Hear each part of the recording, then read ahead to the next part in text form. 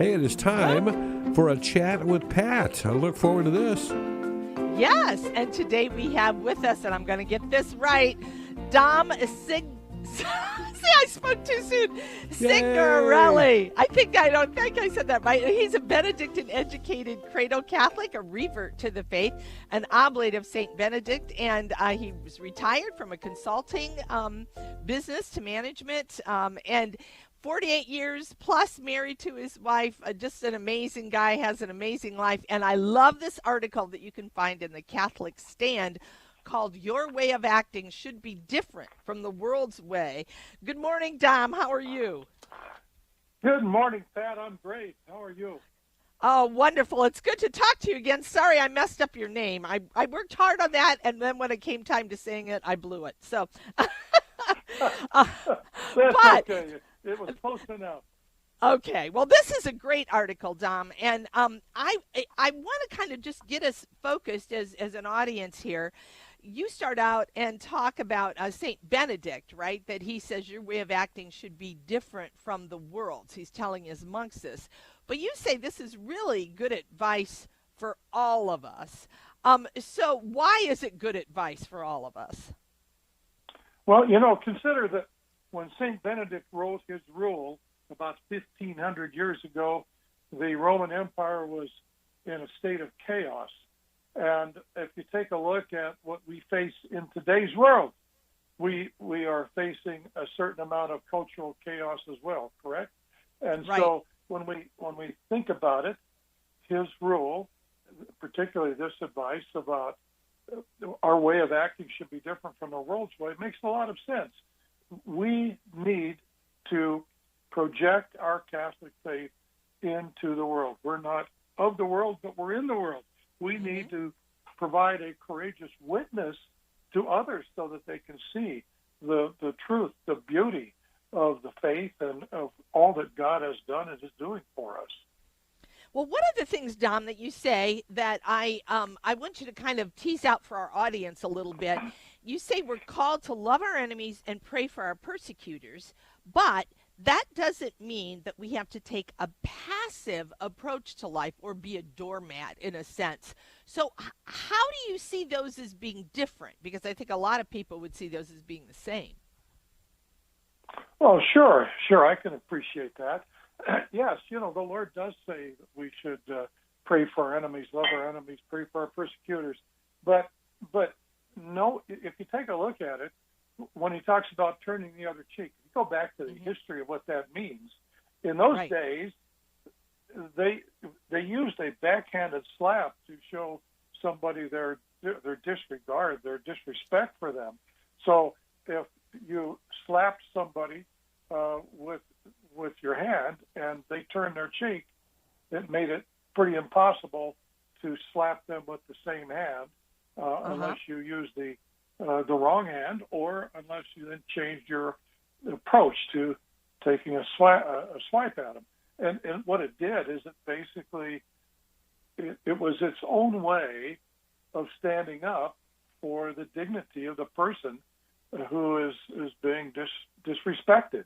And so the Lord never did say that we're going to be others' doormats. Yes, we need to be peaceful. We need to pray for others, but we're not called to just sit quietly by, as I mentioned in the article, as others basically mock our church, mock our faith, attack our churches. That's just not right. That's not what the Lord intended. Yeah. So what do we need in order to really live differently than the world? What helps us do that? And what are the areas that you see? Go ahead. Sure. Yeah, thank you. I'm sorry. Look, we can't share what we don't have. We need to have a good, strong relationship with the Lord. And that's based on a good, strong interior life, starting with mental prayer, with frequent reception of the sacraments, with doing works of mercy for others, practicing the presence of God. All of these things go into building up a strong interior life that then reflects the light of Christ. Matthew chapter 5, he tells us we are the salt of the earth and the light of the world. Unless we develop that relationship with the Lord, it's going to be very difficult to reflect that light to others as we go out into the world and into some of the messiness that is part of what we're living in. So, Dom, kind of, how do you see what areas should we be very cognizant of in our lives as to living differently than the world? Are there specific areas, or can you give us some steps as to how to reflect on this? Yeah, so in terms of specific areas, how are we behaving in public? If anybody ran across any of us, if they run across us today out in the world, outside of our homes, outside of our workplace, or in our workplace, would they know that we're Catholic by the way we act?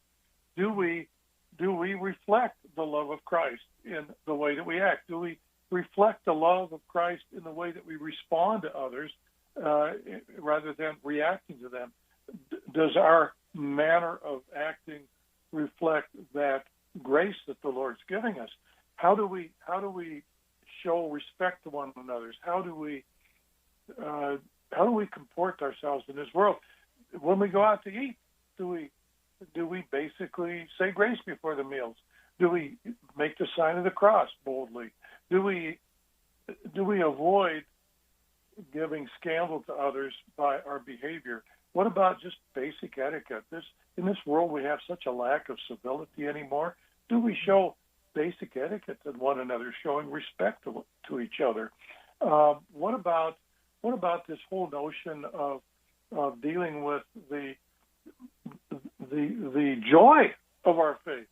It's, as I note in the article, both St. Teresa of Avila and St. Jose Maria Escrivá mentioned that we don't need to be sourpusses.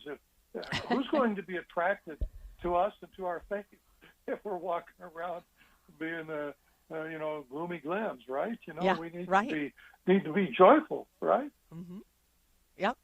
And I think part of that, I want to kind of get a little more insight in how do we remain joyful in the midst of all the kind of things that go on in our lives, the distractions, things that try to take us away from our faith, and even in our suffering, in a sense, how do we remain joyful? What's a good way for us to take that on? That's a great question. So Christ told us that in this world we'll have tribulations, be of good cheer because he conquered the world. We need to recognize that the peace and the joy of Christ is not what comes from the world. It comes from that in-depth relationship, that knowledge, that love of him. It comes from spending time with him, taking to him these concerns that we have, being open to his loving, healing graces as we approach him in the sacraments, in mental prayer. It's a matter of being able to live out the Beatitudes that he gave us in the Sermon on the Mount. Right.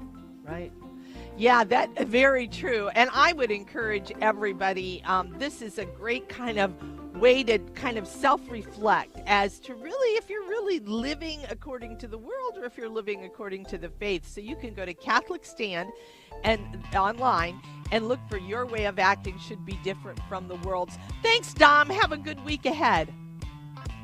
Hey, thanks, Pat. You as well. I appreciate it.